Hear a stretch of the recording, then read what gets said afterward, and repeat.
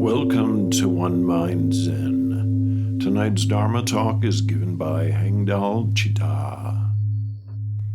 Sid had been living in a certain small community, and he was not at all well regarded.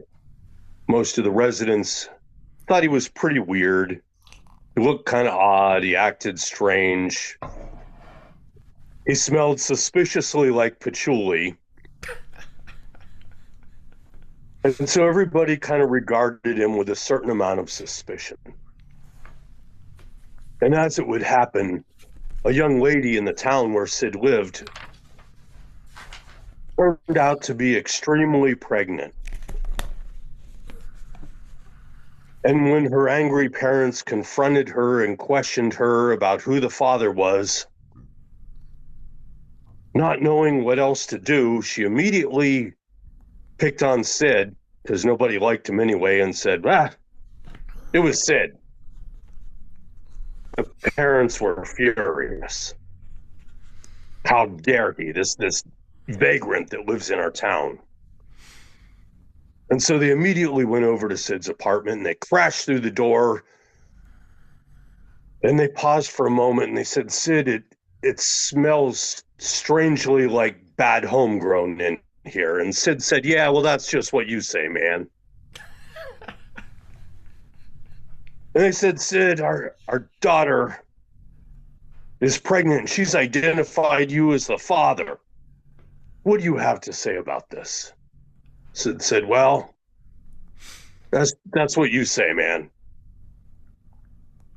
You have nothing else to say about this. Nah, what else is there to say, man?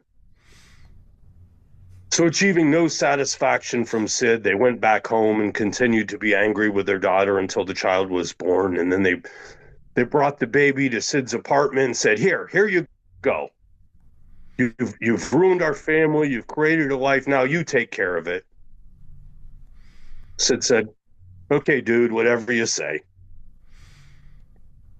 So he took care of the baby and he figured out how to feed it and take care of it.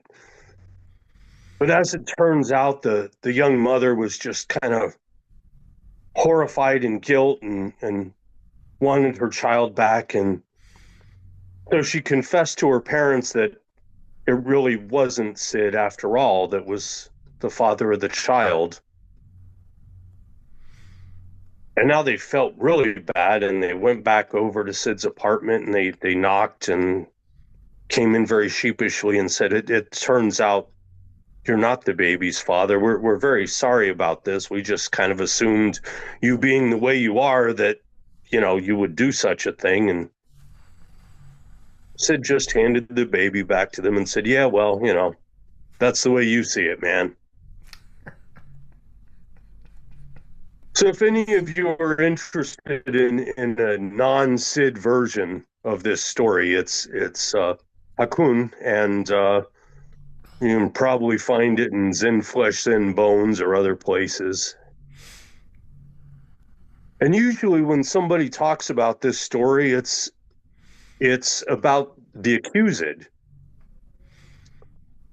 And the master exhibited such great equanimity and balance and poise when confronted with a situation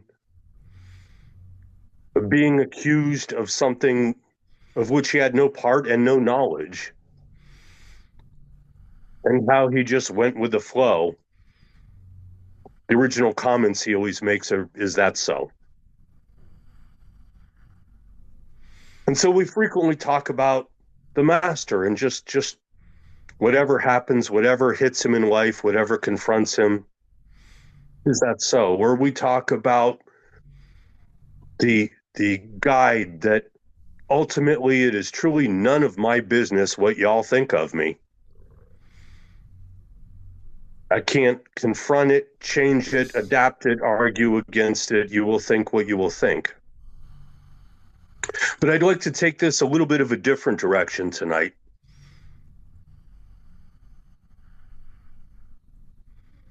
Because what about the parents? What about the townspeople?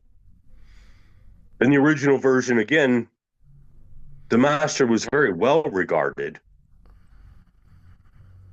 Everybody just assumed he was a great, wise, proper Zen master.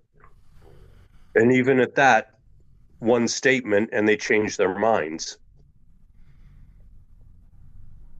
So how do we truly regard people? What do we know about what we see?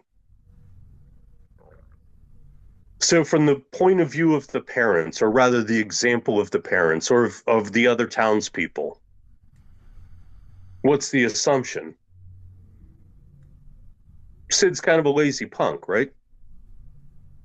Do they know? And you know, because you've been hearing these stories for years, Sid has been working for 2 millennia at achieving enlightenment in the Pure Land. He may not be always the best guided individual, but he's sure trying. But there's an assumption. And what do we do with those assumptions? What are we like in our daily life with those assumptions? How often do we truly know as we walk around town, as we interact with other people, as we interact with people on the streets, with coworkers, people who are hurting, who are angry? What do we truly know? And the answer is usually not much. How many of us experience at some point in our lives the great differences between our images and our assumptions and the reality? How many of us at a certain point realize that big, gruff, strong veteran that we assume can handle anything in any situation is actually quiet and afraid of the dark or loud noises? How many times do we find that the big ugly biker down the street actually volunteers at an animal shelter and nurses baby kittens who've been brought in? Or conversely, and you've all seen this on the news, the clean-cut, nice, well-dressed, mild-mannered young man who, when it's found out he has 10 bodies in a freezer in his basement, and the neighbors say, he seems so nice and normal. Because we make assumptions. Human beings are very good at that, and in some ways it's a survival mechanism. We put together little bits of information we have and we fill in the blanks because that's how we wander through life. But how much of that do we do incorrectly? We take one or two little pieces of information, a visual cue, something somebody says, a tone of voice, and we fill in the blanks with all kinds of crap. And what is that crap but our own delusions? We walk through the town and our lives, the marketplace, filled with delusions, and we act upon them. We judge people based on them. I've had to say to people recently, because my voice is not currently quite as melodic as I've been told it once was, that people hear me and they think I'm angry, and I'm saying, no, I'm not angry. It's just I kind of growl right at the moment. It's a little bit hoarse. So you can't assume the tone of my voice means I'm yelling at you. But what do we do with these assumptions? We judge people. And what do we do when we judge people? We're not understanding them. And if we're not understanding them, if we're not understanding the person who is having a bad day and is a little snappy, or the person who is truly sad and hurt but is trying to hide it, or the person who has demons that they're just trying to live with, we're not understanding. We're doing a disservice, and that disservice is to ourselves and all the many beings. Because if we're not understanding, we're not exhibiting compassion. We're not exhibiting love. We're not exhibiting sympathetic joy. And truly, complete the thing, we're not exhibiting equanimity. We're launching ourselves as an unguided missile to the detriment of the people with which we share society, because we allow our delusions and the stories we tell ourselves in our heads about other people and who they are and what they're facing to get in the way of being a Buddha.